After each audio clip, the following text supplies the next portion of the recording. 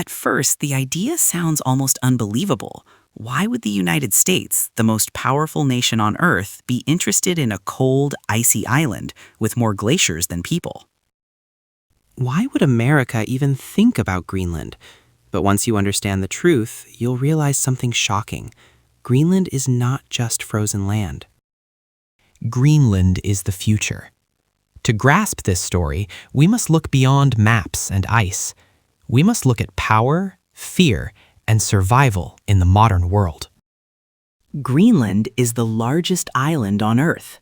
It sits silently between North America, Europe, and the vast Arctic Ocean.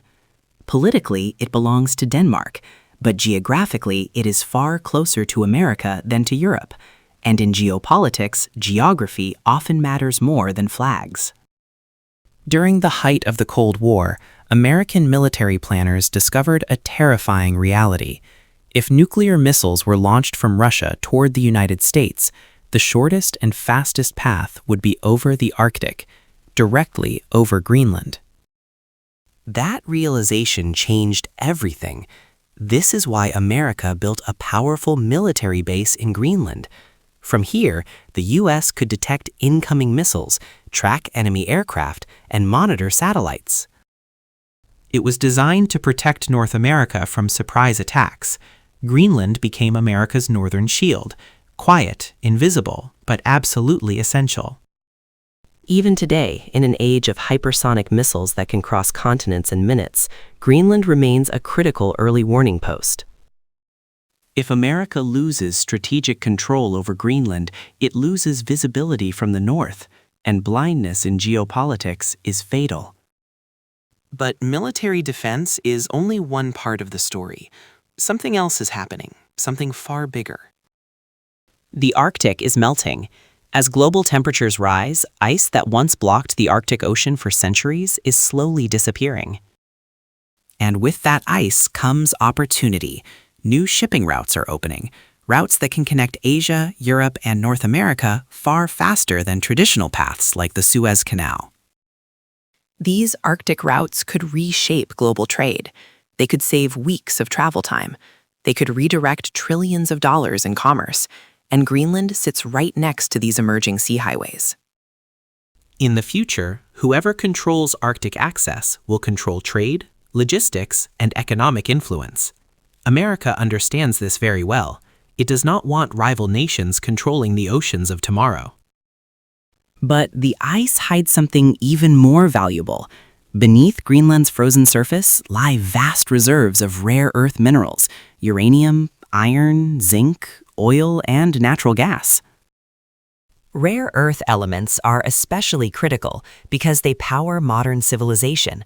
Smartphones, electric vehicles, satellites, fighter jets, AI systems, and advanced weapons. Right now, much of the world depends on China for rare earth supplies. Greenland offers an alternative. From America's point of view, Greenland is not just land. It is technological independence. It is economic security. It is leverage in a world where resources decide power. And America is not alone in noticing this. China has been quietly expanding its interest in the Arctic. It calls itself a near-Arctic state. Chinese companies have attempted to invest in Greenland's airports, mining projects, and infrastructure. For the U.S., this raises serious alarms because economic influence today often leads to political influence tomorrow. Russia, meanwhile, is already militarizing the Arctic. It controls vast northern coastlines, operates the world's largest fleet of icebreakers, and is building new Arctic bases. From Washington's perspective, the Arctic is becoming a new front line, a silent battlefield without gunfire. If Greenland drifts toward China or Russia, America faces a strategic nightmare.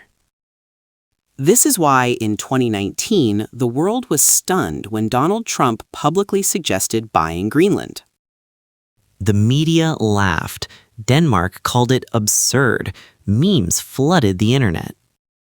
But behind the scenes, U.S. defense analysts were not laughing at all. Because Trump didn't invent the idea, he revealed it. America had already explored purchasing Greenland decades earlier.